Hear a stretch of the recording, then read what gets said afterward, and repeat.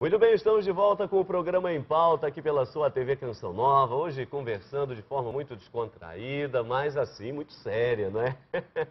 Conversando sobre a juventude, o tema da juventude, exatamente porque nós estamos aí para sediar um dos grandes eventos que o Brasil terá nos próximos anos. Aí pela frente não teremos só a Copa do Mundo, não, Olimpíadas. Nós também teremos um grande evento católico, não é cristão, que é a Jornada Mundial da Juventude, que vai acontecer no Rio de Janeiro. A cruz da Jornada Mundial e o ícone de Nossa Senhora que acompanham esse grande evento já estão no Brasil, começaram por São Paulo, amanhã estarão aqui em Belo Horizonte. Então, um grande evento no Mineirinho.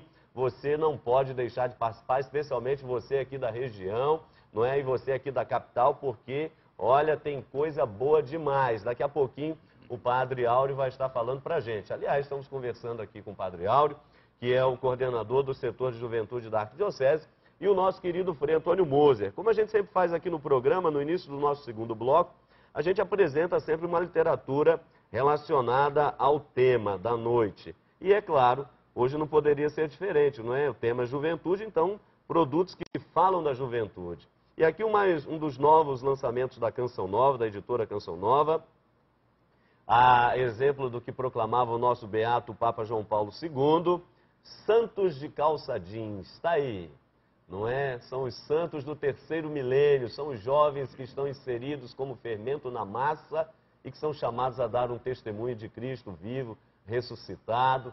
E está aí essa maravilhosa experiência. Quem escreveu para a gente foi o Adriano Gonçalves, que é da Canção Nova, tem participado das Jornadas Mundiais, trabalhado na CNBB, na questão exatamente dos jovens, está aí muito empenhado também nesta Jornada Mundial. Está aí para você, então, Santos de Calça Jeans, você não pode deixar de ter esse livro aí, muito bacana, especialmente para você, jovem. Claro, aqui tem um outro livro que extraordinário, né? Não é só um campeão de vendas, porque isso não é o mais importante para a gente, mas sim a questão da evangelização. Um dos maiores pregadores aí do nosso país já está nos céus, não é? Devido a uma morte um tanto prematura, devido ao câncer, não é? Estamos falando do nosso saudoso e querido Padre Léo, que pregou assim como ninguém em muitos momentos, especialmente para a juventude. E está aí esse livro do Padre Léo, um livro denso, repleto de sabedoria, jovens sarados.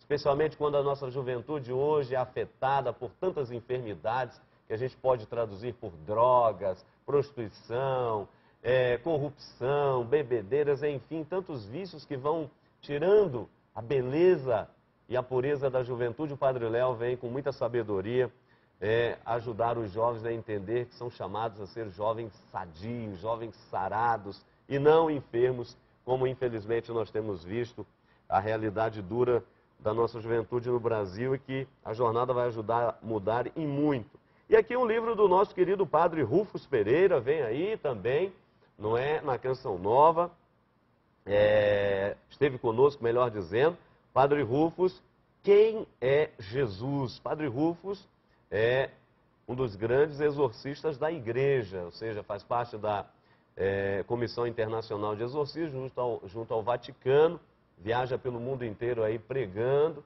não é? E realizando esse ministério extraordinário, e escreve aí Jesus, não é? Quem é Jesus? Jesus como mestre, como líder, como sábio, sobretudo como Deus, o Deus conosco, o Emanuel. Está aí para você, produtos Canção Nova.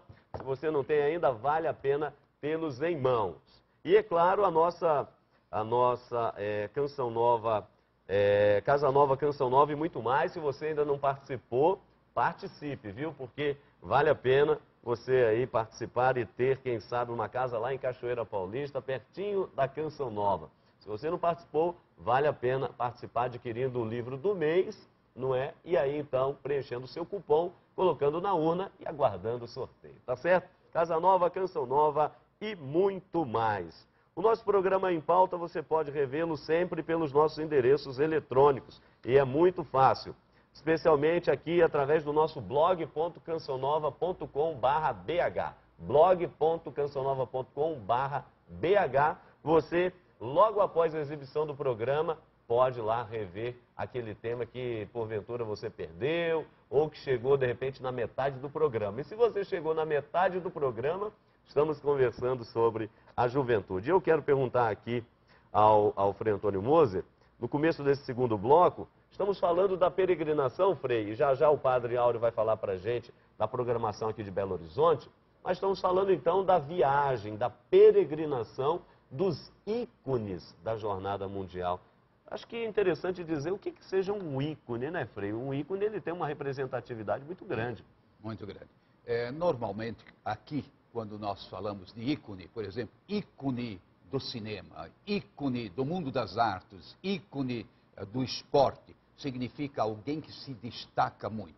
Agora, esses ícones religiosos, eles têm a ver muito com o Oriente, e sobretudo com a Igreja do Oriente e Igreja Ortodoxa. A mim, pessoalmente, me impressionou muito, em uma viagem ou duas que eu fiz à Rússia, todas as igrejas, elas têm um ícone, assim como que, não diria central, porque central naturalmente é sempre o Cristo na Eucaristia, mas o ícone significa uma imagem que se destaca, não é imagem no sentido de gesso, mas esculpida na madeira, muito bonita. Por exemplo, na Catedral de Moscou, toda restaurada, lindo ícones. Agora, o que chamou a atenção? Normalmente, esses ícones, ou do Cristo glorioso, tem muitos ícones, claro, ou então de Maria carregando o menino, e é esse ícone que acompanha a cruz. O que significa? Maria nos trouxe a luz do mundo nos seus braços. Não é? Muito interessante. E ainda uma outra, vamos dizer, característica desse ícone é exatamente isso, a luz que vem do Oriente, porque os ícones religiosos normalmente estão associados ao Oriente e não tanto ao Ocidente. O que significa?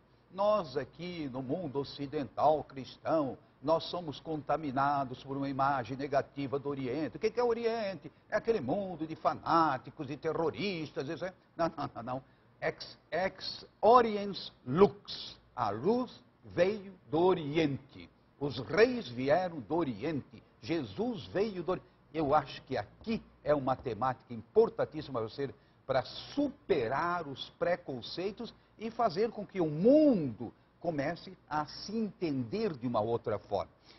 Eu acho que o mundo ocidental está muito centrado sobre si próprio. E com isso perde muita riqueza, no sentido espiritual, no sentido religioso, no sentido da meditação e tudo isso. Então esse ícone é o ícone Maria carregando o menino, trazendo a luz, não é, que vem ao nosso encontro, que é Jesus Cristo. E finalmente uma última observação, não é, sobre o ícone. Eu diria o seguinte, nós, por assim dizer, nos sentimos nesses ícones de cunho oriental, nós sentimos algo que transcende a arte comumente contemplada aqui no Ocidente. Não sei o que expressar. Os traços, a maneira, vamos dizer assim, de apresentar aquela figura pela expressão, mas também traços um pouco mais retos, eu diria assim, não é? Enfim, é algo de fascinante, um ícone religioso. E tanto assim que na próxima capela minha, lá em Petrópolis, eu vou colocar 2 ícones, já encomendei, um de Nossa Senhora carregando o menino, exatamente esse ícone, não é, de 2013, não, esse que acompanha sempre a cruz, e depois um outro, claro, do Cristo glorioso, não é, no segundo andar, por assim dizer, da capela, não é, esse Cristo glorioso. Mas tá aí, Frei, olha essa temática, a luz que vem do Oriente, realmente a gente pode conversar depois para fazermos um programa, porque você tem acompanhado, né? Hoje parece que o Ocidente parece que meio que se eclipsou, não é? Então precisa realmente dessa luz, só que por outro lado tem um pouco aí essa rejeição do Oriente, fanatismo, guerra, violência, morte, matam, sobe ditador, derrubam ditador. Mas a gente ainda vai conversar sobre isso. Agora, padre, o tema da Jornada Mundial, e aqui nós ainda vamos conversar muito sobre isso, em muitos outros programas, nos eventos, enfim, até 2013. Esse tema é muito importante, né? Ide, palavra de Nosso Senhor, e fazei discípulos todos os povos. Mas quando isso é dito especialmente ao jovem, porque, como eu dizia há pouco, né, nós temos visto a situação da juventude no Brasil, hoje o problema das cracolândias, e o que é duro perceber é que você vai reparar ali, não é, na sua maioria são jovens. O Brasil ainda é porta de entrada de toneladas e toneladas de drogas de toda ordem, hoje especialmente essa epidemia do crack e assim por diante, que simplesmente abraça e destrói a nossa juventude. Normalmente a igreja são pessoas mais velhas, não é? Mas quando esse apelo, ide, fazer discípulos a todos os povos, mas quando é feito ao jovem, quer dizer, jovem evangelizando o jovem, é uma nova tônica, é uma nova dinâmica, não é verdade? É uma opção que fica claro que a igreja deve fazer pela juventude. Inclusive, no documento dos nossos bispos de Aparecida, ficou muito claro esta opção preferencial pela juventude, que já vem numa história da Igreja da América Latina, passando por Puebla, Santo Domingo, e agora Aparecida reafirma isso, vendo com muita esperança a adolescentes e os jovens como essa força do futuro da evangelização. Eu acho que, de fato, nós temos grandes desafios com relação à pastoral da juventude, a presença dos jovens na igreja, mas eu não gostaria de assentar esse aspecto, mas sim aquilo que eu percebo na ação pastoral hoje, Sim, uma possibilidade de que nós estamos vendo dos jovens reencontrarem o sentido da vida, na experiência que se faz de Cristo, uma experiência pessoal e, consequentemente, uma experiência na comunidade. Então, é um aspecto que hoje eu sinto crescer quando a gente vê a força, por exemplo, na igreja, dos movimentos, das novas comunidades que vão crescendo. E é claro que isso tudo é um primeiro momento, talvez, do compromisso do jovem com Cristo. Isso precisa ser depois amadurecido por uma formação integral da juventude. Mas eu olho com esperança esse momento da presença do jovem na igreja. E, aliás, eventos como esse, onde normalmente se reúne aí tem toda uma cobertura midiática, não é? Claro, muito mais dos meios cristãos, e que bom, não é? Isso aí, com certeza, nós vamos estar sempre muito inseridos. Às vezes a gente percebe que, não é, a grande mídia, a mídia secular dá pouca importância, não dá essa cobertura, como a gente acompanhou na Jornada Mundial da Espanha, não é? Do ponto de vista religioso, sem dúvida, uma cobertura assim total. Mas do ponto de vista da mídia chamada secular, mídia comum, não é uma noticiazinha muito fina aqui ou ali, quando não para chamar a atenção de grupos que estavam protestando contra o Papa, isso ou aquilo.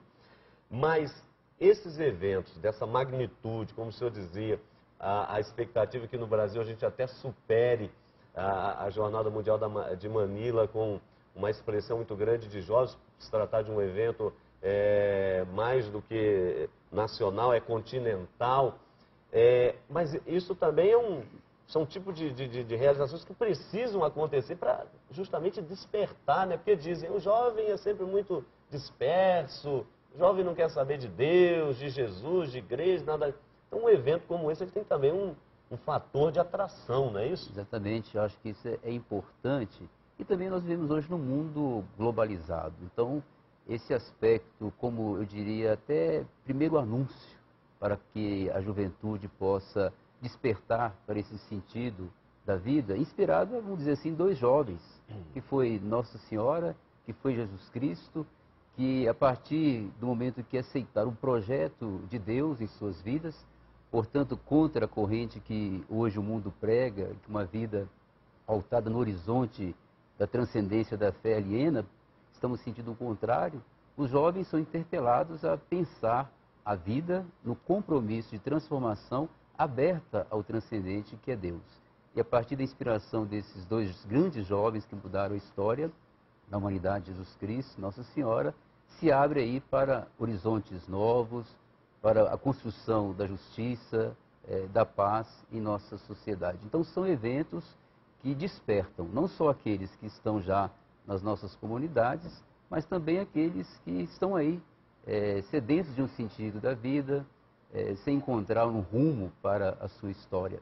E isso ficou muito no meu coração quando eu estava lá em Madrid, Sim. vendo os jovens chegando para a Jornada Mundial com as caravanas e outros que estavam ali se envolvendo, até por curiosidade, mas a partir dali fazendo uma experiência também de fé e de um sentido para as suas vidas. Agora, até interessante, padre, aqui ainda no final do nosso segundo bloco, o senhor partilhar, por favor, com as pessoas que estão nos acompanhando, porque justamente uma coisa é a gente falar um pouco por alto, não ter estado, mas outra coisa é você estar ali em loco, não é, sentindo com aquela parcela da igreja ali presente, no caso os jovens de diversos países, línguas, raças, nações, enfim, e ali, ao redor do sucessor de Pedro.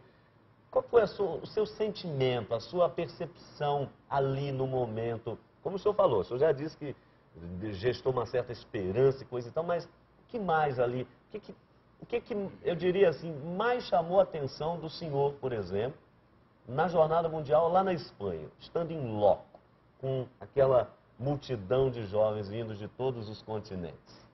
O que ficou claro para mim foi justamente essa riqueza da mensagem do Evangelho e que vai de encontro ao anseio mais profundo da juventude.